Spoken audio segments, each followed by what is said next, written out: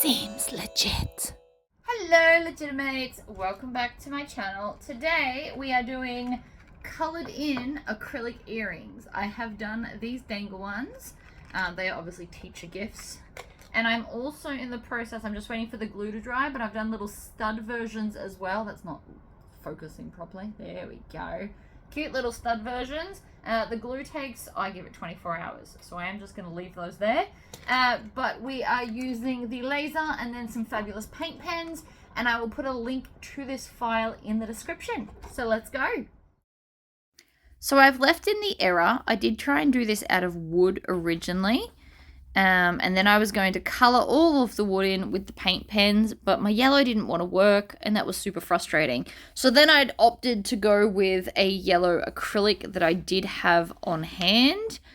So we will see that now. This is quite thin. It's only 2mm acrylic. I got it in some demo pack from the internet. It didn't come with a laser, but I was able to do this at 100% power, 3mm per second, 2 passes with air assist. So you can see the engraving part has also taken off all of the cardboard. So I can just use a spray paint to spray over the top of them all. And this is going to do all of the black line work where the engraving was. You need to let them dry. I did not let them dry long enough. I assumed 24 hours would be the best bet. I only left mine for an hour or so. So it did kind of peel off a little bit easier than anticipated. And then here I'm using my Cricut weeding tool to pick off all of the paper sticky stuff. It is very fiddly. We will see in a minute that I'm going to try and do the method where you use like duct tape. Personally, I couldn't get it to work for this, but it was worth a try. So you see here, I'm making sure that it's nice and stuck on, but it just doesn't peel the paper off like I thought it would. So then I go back to manually peeling it off with my fingernails. I try again, it still doesn't work. So we're not going to watch the rest of that. We're now going to color it in. You can see on my computer screen, I have pulled up the file that I purchased so that I can see where the colors go. You don't have to follow them exactly. You could have any colored crayons in there that you like. And then you can also either have them both the same, or you could mirror the different colors. So like red's on the outside of both earrings. I do them the same, but it is just an option. So you can see here, I'm using, these are just paint pens I got off Amazon, I believe. And you can just pick any colors. As you can see, I've got quite a few, but I'm trying to mainly just copy what's on the actual earrings because it looks good. They wouldn't have done it otherwise. You can also see that I have sped this up or we'd be here for ages. And then you got to let that dry. So I've moved on to the mini ones now. This was really hard to weed, not gonna lie. My fingernails do help. Having no fake nails was secretly a blessing here. But this is more fiddly to colour as well because it is much, much smaller. But I still think they come out really, really cute. And then you want to let this paint dry for a decent chunk of time. Right, we've moved inside where it's cooler. So these are all lovely and dry. So I'm going to take the little studs and we're going to go to the back. And the first thing I have to do is peel off the backing because the sticky stuff is on both sides to make sure that everything stays beautiful. Unfortunately for me, I'm not very good at peeling the backing off. It's not exactly my friend. I mean, I got most of it. I'm sure there's a magic way to do this, but I am not privy to it at this point in time. But you just want it off because I'm going to, these are all my random bits of jewelry making stuff I have purchased. And I'm going to use E6000. I bought this lot from Lincraft. Lincraft has it in where you can get small little tubes, which personally I find better because I'm less likely to waste it and it dry out. So I'm just going to take it and put a dab on this bit, and then I'm going to have this kind of mostly at the top. because it is a stud, and if we put it too high, it's not going to sit on the ear properly.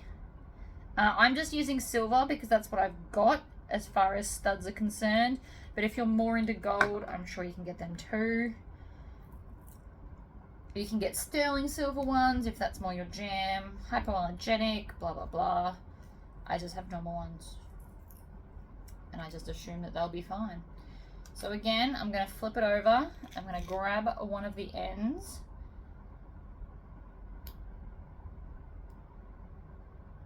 There is more air in here than glue by the look of it. And then I just want to place it down and then make sure that they're both even. That's what we care about more than anything at this point. You need to have them evenly from the top so that they sit on your ears evenly and one's not taller than the other one. So that usually takes, I give it 24 hours for the glue to dry. This glue is amazing, but it is very slow. So that's what I shall be doing.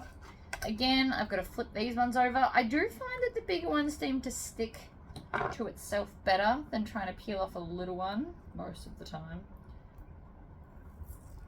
But again, I'm no expert. It's clearly not working out that way.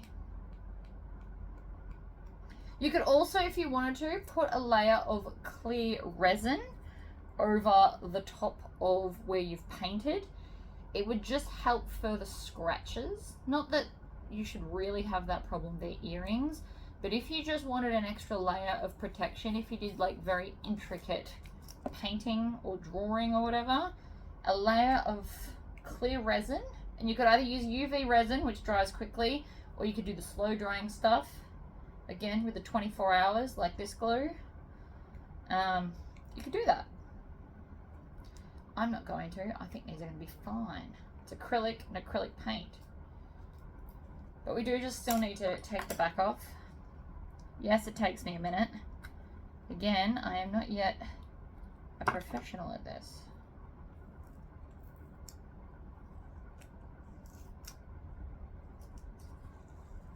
Peel it off. This one's coming off better. Well, it was until I said that. I got most of it off in one go. Just got a little bit up the top. This is handy to have on though, because any discoloration no longer ends up on your earrings, and I do like that. So I'm now going to take some, I've actually got gold rings right here. So I'm going to go with gold for these ones just because I can, really. So I've got 2 rings here, and then 2, well, I've got a whole bunch here, but we need 2 of the earring backings. And in a perfect world, I also need 2 pairs of pliers, which are not in here at the moment. But I could probably use these, if I'm honest. So I'm just going to grab just next to.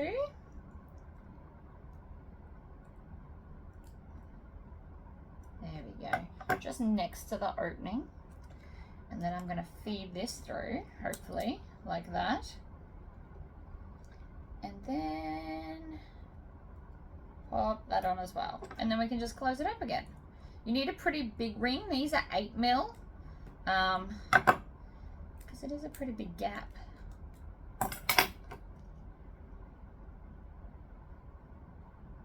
And then we can just twist it so it sits the way we want. So there's one.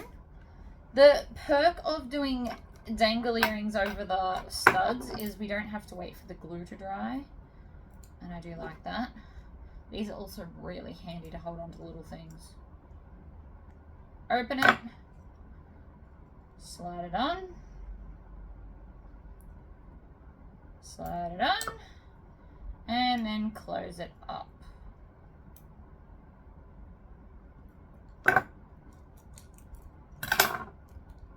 Done. So I'm not going to pick up the studs just because I don't want them to become moved at all. But they are still really fun little earrings that are really easy to make. Whoops. Alright guys, thank you all for tuning in, and I'll see you next time. Bye-bye.